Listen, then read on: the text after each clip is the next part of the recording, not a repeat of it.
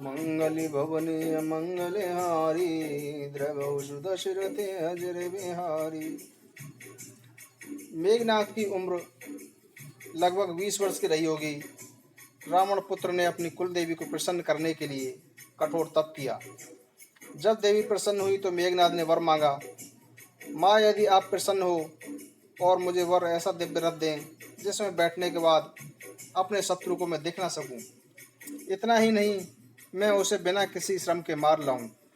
देवी ने मेघनाथ को इच्छित वरदान देते हुए सावधान किया, पुत्र इस रथ को छिपा कर रखना, इसका प्रयोग कठिन परिस्थितियों में ही करना।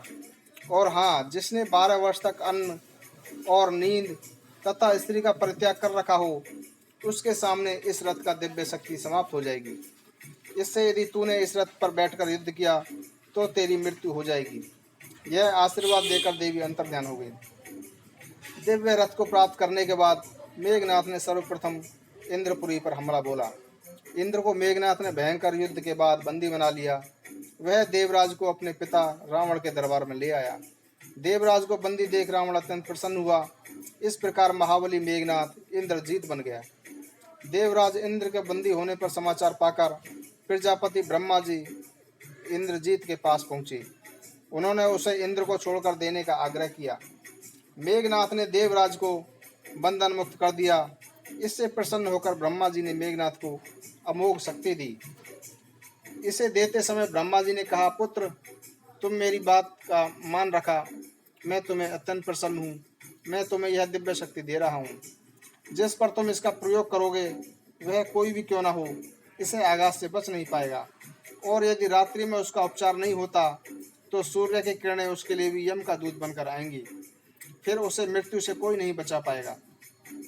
मेघनाथ उस अमोघ शक्ति को पाकर अत्यंत प्रसन्न हुआ।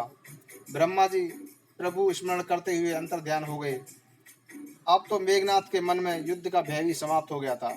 उसने नागलोक में नागों से भयंकर युद्ध किया तथा नागराज वासुकी को बंदी बना लिया। रावण अपने पुत्र की इस विजय पर अत्यंत प्रसन्न हुआ। वासुकी ने अपनी पुत्री सुलोचना का विवाह मेघनाथ से कर बंधन से मुक्ति पाई और राक्षसों से अपने संबंध सुदृढ़ कर लिए।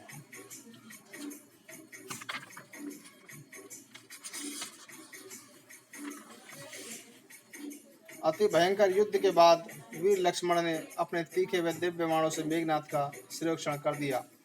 वे उसे कटासर लेकर अपने शिविर में आ गए। श्री राम लक्ष्मण ने स्नेह से हाथ फेरा। लक्ष्मण का शरीर स्वस्थ और तरोताजा हो गया। राम ने मेघनाथ के सिर को सुरक्षित रखने को कहा।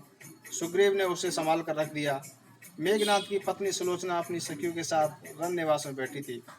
उसी समय मेघनाथ की दाहिनी रक्त रंजित भुजा सुलोचना के सामने मड़ियों के बने सुंदर आंगन के बीचों बीच जा गिरी। सुलोचना को विश्वास नहीं हुआ। ऐसा कैसे संभव है कि विश्वविजयी उसका पति युद्ध में पराजित हो जाए। माया तो नहीं, यह प्रश्न उठा।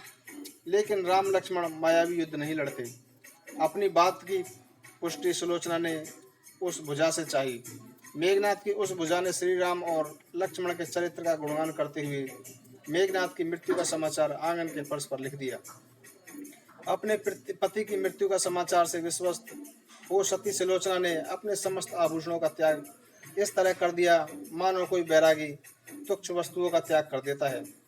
वह अपने पति की वीरता और गुणों का बखान करती हुई उन महलों को ओर चढ़ पड़ी जहां मंदोदरी के साथ महाबली रावण रहता था। मेघनाथ की मृत्यु के अस्तित्व को हिलाकर रख दिया। उसके मन में भय व्याप्त हो गया। जब उसे सुलोचना के आने का समाचार मिला तो उसके हृदय की गंभीरता ऐसे पिघल गई जैसे सूर्य की तेज रोशनी से हिमखंड पिघलकर जल बहने लगता है। रावण का हृदय भी विलाप कर उठा। बेसुध हुई सुलोचना ने रावण से जब यह प्रश्न पूछा, आपके रहते हुए मेरी ये दशा कैसे हुई, तो रावण ने अपनी वीरता की डींगे मारने लगा। वह कहने लगा, मेरा सिर लज्जा से झुक गया है जो कुंभकर्ण जैसे महारथी राक्षस भी मानव और वानरों के हाथ गिर मारे गए। देखना बेटी, अब मैं जब युद्ध में जाऊंगा तो राम लक्ष्मण सुग्रीव हनुमान जामवंत आदि अनेक योद्धाओं के सिरों को तुम्हारी गोद में डाल दूंगा। सुलोचना को रावण की सभी बातें व्यर्थ जान पड़ी। उसने कहा, पिताजी मैं आपके पास इसलिए आई हूँ ताकि आप राम सेना से मेरे पति का सिर लाकर दे दें। मैं पतिव्रत धर्म का पालन करते हुए अपने पति के साथ सती होना चाहती हूँ। रावण ने भांति भांति से बात को पलटने की कोशिश की, लेकिन सुलोचना अपने संकल्प पर अड़ग रही।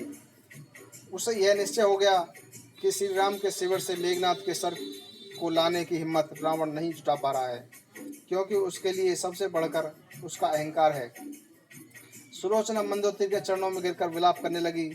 मंदोदरी ने उसे उठाकर गले से लगा लिया। नारी की पीड़ा तो नारी ही भलीभांति जानती है।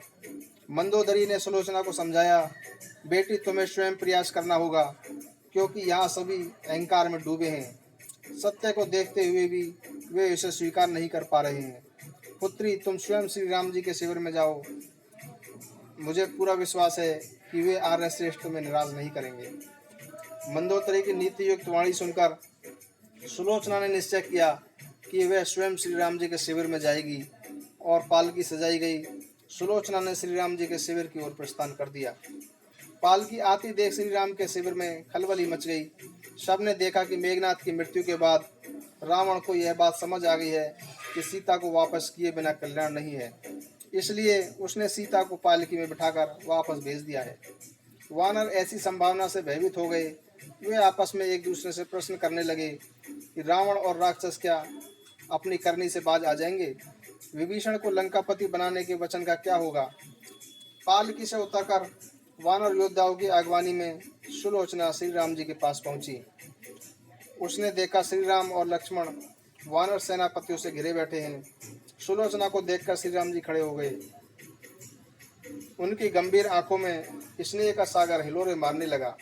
सारा वातावरण करुणा से आर्द्र हो गया। सुलोचना ने सकुचाते हुए निवेदन किया, हे प्रभु, आप सर्वज्ञ हैं। मेरे पति की भुजा ने आपकी विशेषताओं का गुणगान किया है। आप जानते हैं कि मैं यहाँ क्यों आई हूँ।